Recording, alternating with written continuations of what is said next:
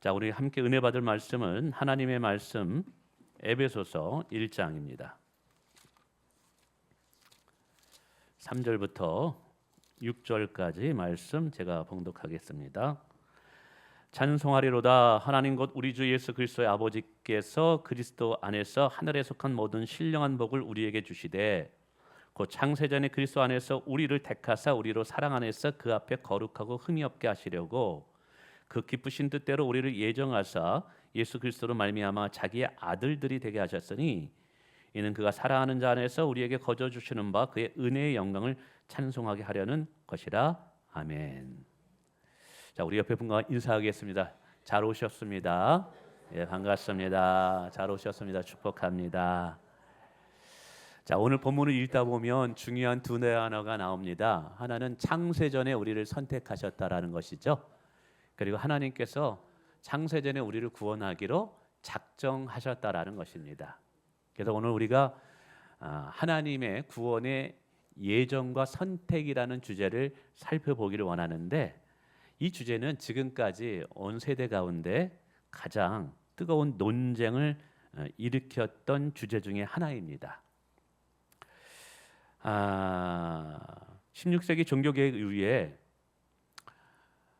교회를 만들어가면서 구원을 어떻게 설명할까에 대하여 크게 두 가지의 이 흐름이 있었습니다. 하나는 우리의 구원은 하나님의 절대적인 은혜이다 라는 하나님의 주권을 강조하는 칼빈의 가르침이 있었고요. 아니야, 우리가 믿기로 결단했기 때문에 우리가 믿게 된 거야. 우리의 구원은 우리 믿음의 결과일 뿐이야. 그래서 인간의 의지를 강조하는 알미니우스라는 사람이 이야기하는 구원론이 있었습니다. 근데 이제 알미니우스의 구원가는 이단으로 결론이 나게 되죠. 왜냐하면 성경을 해석하는 것은 우리의 합리적인 이성으로, 세상의 철학으로 성경을 해석하는 것이 아니기 때문에 그래요. 성경을 해석하는 수단과 방법은 성경이어야만 된다는 사실입니다. 이 예정과 선택은 많은 논쟁의 주제들을 가져옵니다. 가령 하나님께서 이미 구원받을 자를 정해 놓으셨다면 꼭 굳이 전도해야 되는가? 그죠? 하나님이 선택하기로 예정되어 있다면 다 구원받을 텐데 뭐 전도해. 근데 성경에는 전도하라 그러거든요. 이게 모순되는 것 아닌가? 하나님이 선택이라면 내가 예수 믿기로 한 나의 의지는 의미가 없는 것인가? 더 나아가서 하나님이 누군가를 선택했다면 누가 있다는 거예요? 선택받지 못한 자가 있다는 거예요. 그럼 선택받지 못한 자 입장에서 하나님의 주권적인 선택은 굉장히 불합리해 보이거든요. 하나님은 불공평한 분처럼 보이거든요. 이런 논쟁이 계속되어 왔다라는 사실이에요. 근데 이런 논쟁, 이러한 질문에 무엇을 가지고 답해야 될까요? 어떤 사람은 세상의 합리적, 이성적 사고를 가지고 논리적으로 답하려고 합니다. 근데 개혁주의 성경신학자들, 종교개혁자들은 어떻게 이것을 풀어갔냐면 성경이 성경을 해석하게 했다라는 거예요. 성경에 말씀하는 것이 모든 질문에 대답이 되도록 하게 하셨다라는 거죠. 그래서 결국 어떤 결론이 나오냐면 인간의 구원은 하나님의 예정과 하나님의 선택, 하나님이 하신 것이다 라는 결론이 나오죠. 그럼에도 불구하고 몇 가지 논쟁을 좀 더 살펴보면, 첫 번째, 이 전도의 가르침과 위배된다고 주장하는 사람들이 있었어요. 아니, 하나님께서 구원받은 자를 다 선택했다면 우리가 뭐 굳이 구원 전도를 이야기하지 않아도 다 구원받게 될 건데 뭐 굳이 전도하느냐라는 것이죠. 근데 이렇게 주장하는 사람들은 한 가지는 알고 한 가지는 모르는 거예요. 하나님께서 성경을 통해서 말씀하시는 인간의 구원, 그 인간의 구원의 목적은 하나님이 정하신 거예요. 그러나 구원의 과정과 방법도 하나님이 정하신 것이 있다는 사실이에요. 구원의 방법이 뭐냐면 전도라는 거예요. 전도. 그래서 로마서 10장에 말하기를 이렇게 말합니다. 전파하는 자가 없이 어찌 들으리요? 즉 복음을 전하는 자가 있어야지 듣고 듣는 자가 있어야지 믿게 된다라는 사실이죠. 그러니까 누군가 구원을 받는데 하나님의 주권, 하나님의 예정과 선택이지만 그 예정과 선택이 무엇을 통해 일어나냐면 복음을 전하는 하나님의 섭리 속에서 이루어진다라는 사실입니다. 그래서 칼빈이라는 종교 개혁자는 이것을 이렇게 해석합니다. 전도라는 것은 마치 보물찾기와 같다. 하나님께서 구원하기로 작정된 자를 찾아 나서는 것이 전도라는 거예요. 우리는 전도를 이해할 때 내가 저 사람 예수 믿게 해야지. 그 예수 믿게 하는 주체가 나라고 생각하고 있어요. 근데 성경은 그렇게 말하지 않아요.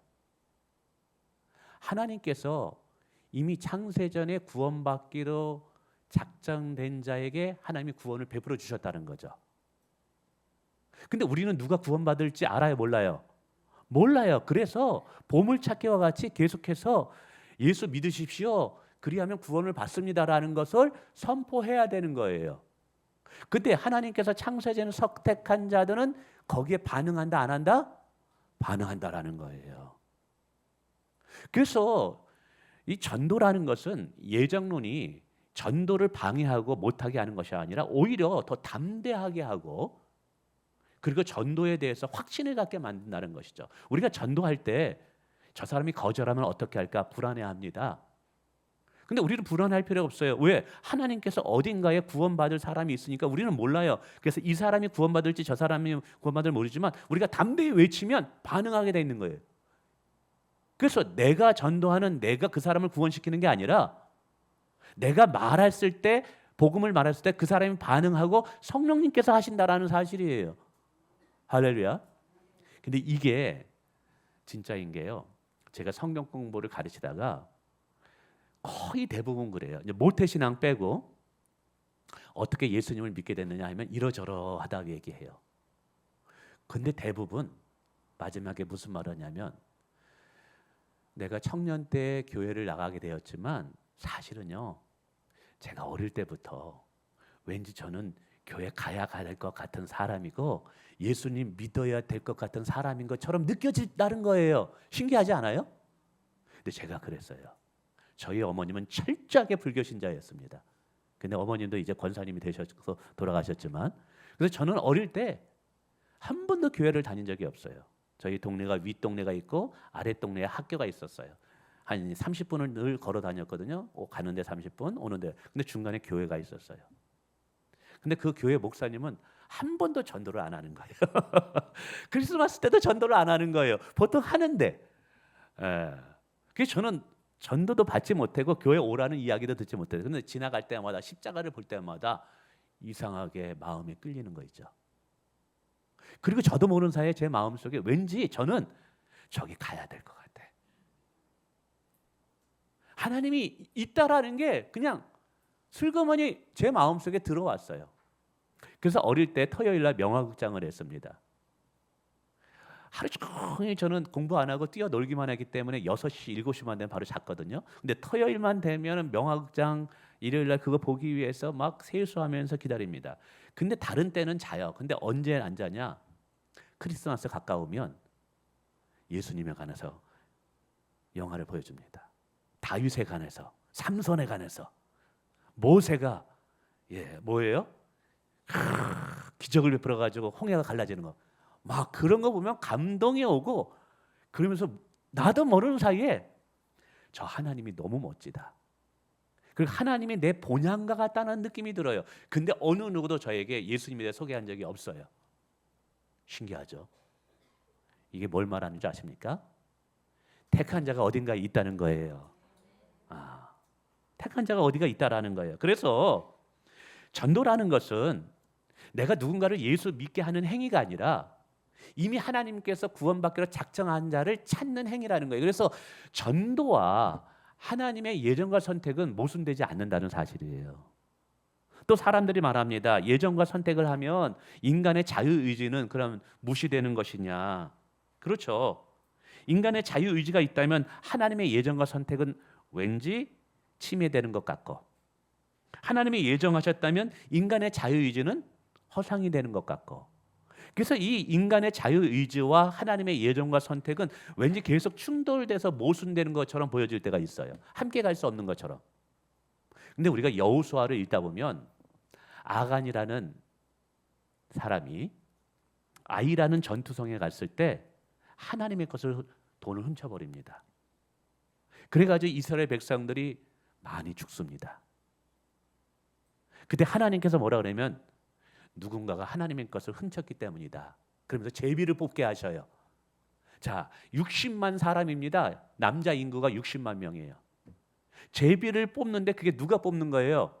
사람이, 내가 뽑는 거예요. 내 의지를 가지고 뽑는 거잖아요. 근데 그 60만 분의 1이 로또로 당첨돼 가지고 그 사람이 범인이 될, 여러분 확률을 따지면 이거는 불가능하다 안 하다? 불가능하다라는 거예요. 근데 신기하게도 맨 처음에 지파들끼리 나와가지고 뽑는데 어느 지파가, 또 가족별로 쫙쫙쫙 뽑는데 맨 마지막에 돈을 훔친 누가 뽑혀요? 아간이 뽑혀요. 자, 여기서 보세요. 제비는 사람이 자기의 의지를 가지고 뽑았어요. 근데 뽑게 하신 분은 누구다? 하나님이에요. 이거 하나님의 주권이에요.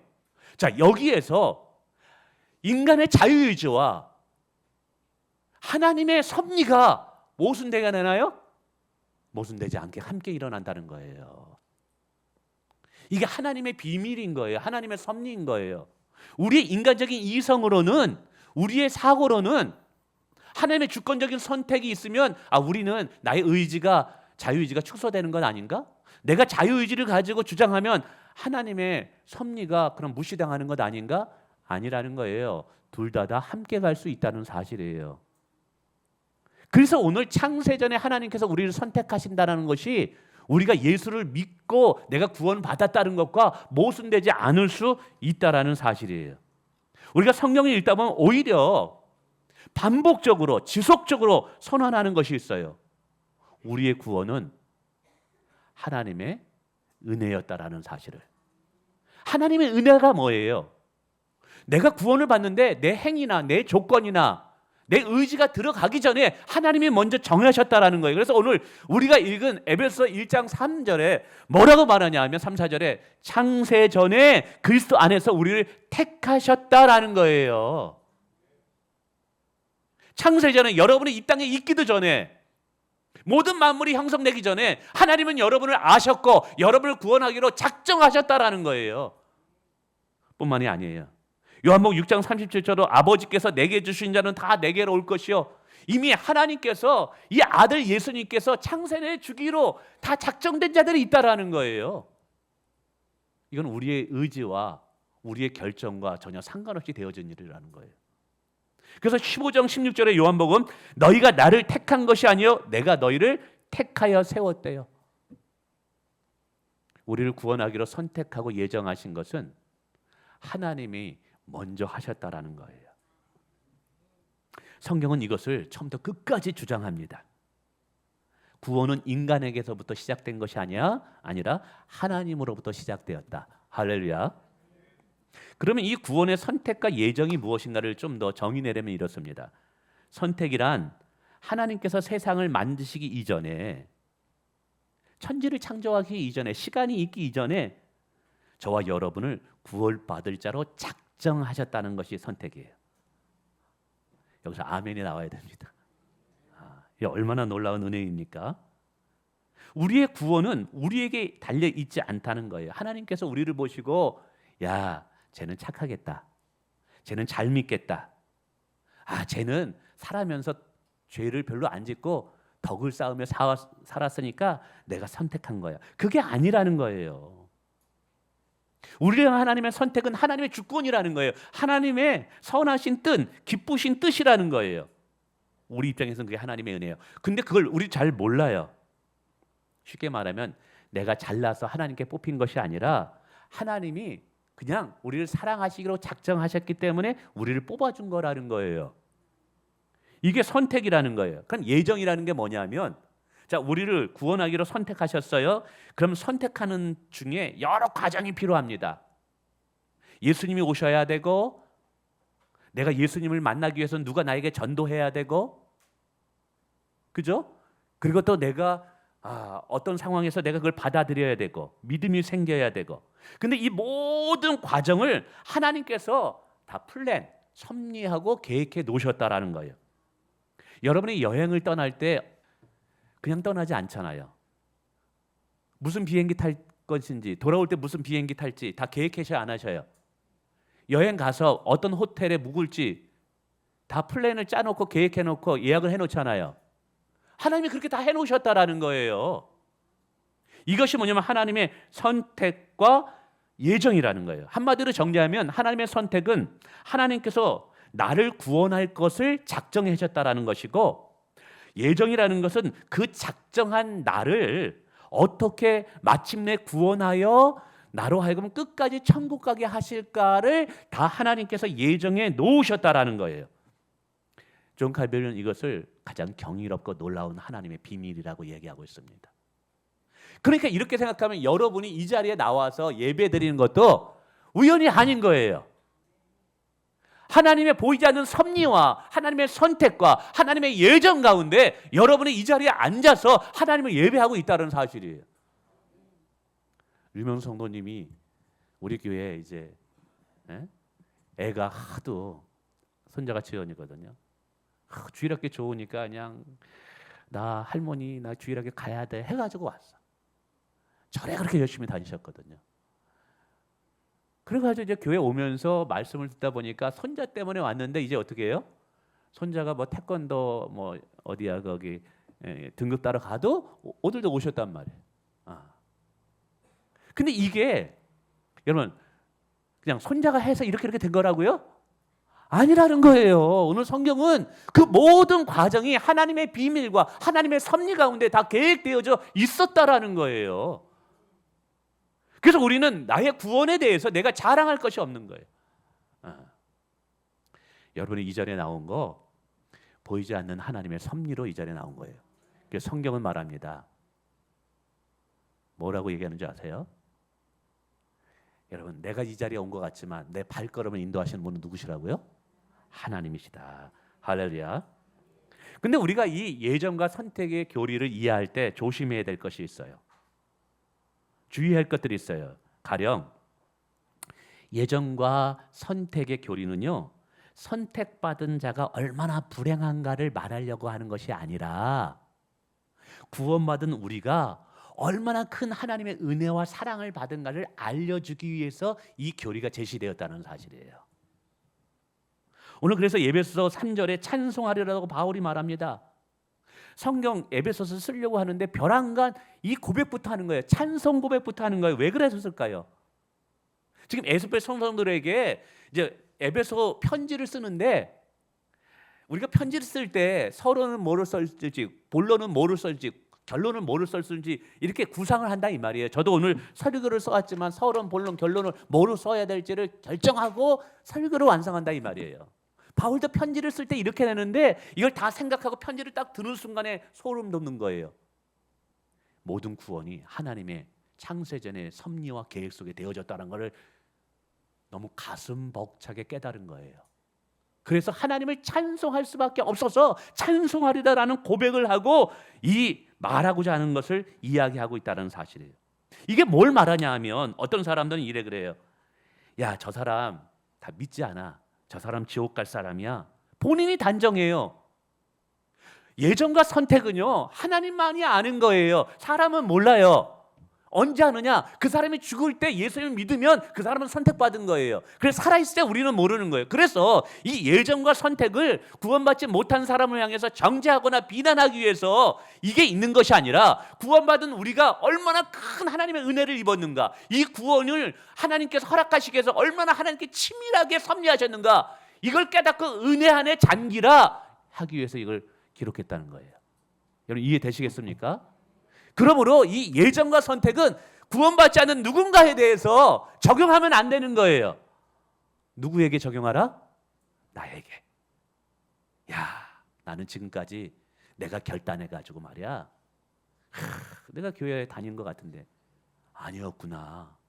이미 창세전에 하나님께서 나를 구원하기로 선택하신 거구나. 그래서 내가 이때 이 시점에 예수 믿게 되었구나. 할렐루야. 지은아 알겠냐? 어? 하나님께서 너를 창세전에 선택하셨다는 거야. 이게 그래서 이 교회에 나와서 예수님을 믿게 되었다라는 것이지. 예. 두 번째는요, 예정과 선택은요 인간의 노력이나 공로가 아니라 하나님의 주권적인 은혜임을 강조하기 위함이라는 거예요. 어떤 분은 하나님의 은혜입니다라고 말하면서도 내가 이렇게 예수를 믿고 은혜 받고 복을 받는 것은 내가 세상에서 덕을 많이 쌓았기 때문에 그래. 남들보다 내가 교회 열심히 다녔고 헌금도 많이 했고 봉사도 열심히 했으니까 내가 그래서 천국 갈 거야 라고 생각하는 분들이 있다라는 것이죠. 만약에 이렇게 된다면 나의 구원이 하나님의 은혜가 아니라 나의 공로에 대한 결과가 되어버려져요. 근데 성경은 이걸 배제하고 있어요. 하나님께서 왜 우리에게 예정과 선택을 가리키느냐? 나의 구원은 내가 태어나기 전에 결정됐다라는 거예요. 이 말은 내가 어떤 선한 일을 하기 전에, 내가 악한 일을 하기 전에 그것과 상관없이 하나님은 내 행위와 상관없이 구원하기로 작정하셨다라는 거예요. 그래서 나의 구원은 나의 행위로 주어진 것이 아니라, 되어진 것이 아니라 하나님의 주권적인 은혜로 되어졌다는 거예요.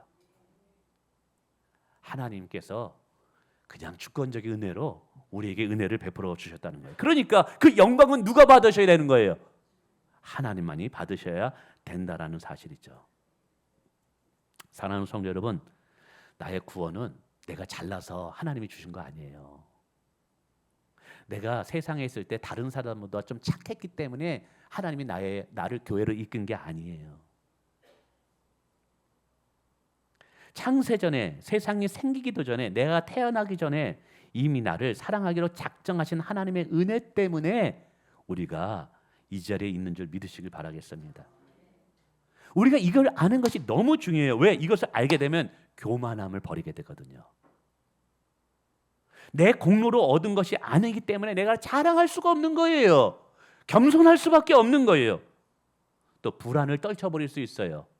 내 의지로, 내 공로로 구원을 얻었다면 내 의지와 공로가 약해질 때마다 내 구원이 취소되는 것 아닌가 늘 불안해할 거예요. 근데 창세전에 하나님이 나를 선택하셨다면 이 말은 뭐냐면 내 행위가 나의 구원에 전혀 영향력을 끼치지 못했다는 거예요. 그렇다면 나의 구원의 취소도 나의 행위가 영향을 끼칠까요? 못 지킬까요? 못 지키게 된다는 얘기예요. 그래서 이것은 나에게 구원의 확신을 주시기 때문에 불안을 떨쳐버릴 수 있어요. 뿐만 아니라 다른 사람을 판단하지 않을 수 있다니까요. 믿지 않는 사람들을 향해서 왜 저 사람 저러나 손가락질 할 수 있는 사람들이 있어요. 근데 우리는 깨달아야 돼요. 창세전에 나를 선택하신 것은 하나님의 은혜 때문에, 내가 구원을 받았기 때문에, 나도 하나님의 은혜가 아니었다면 저 사람처럼 될 수 있었을 거야 라는 자각을 가지고 있어야 돼요.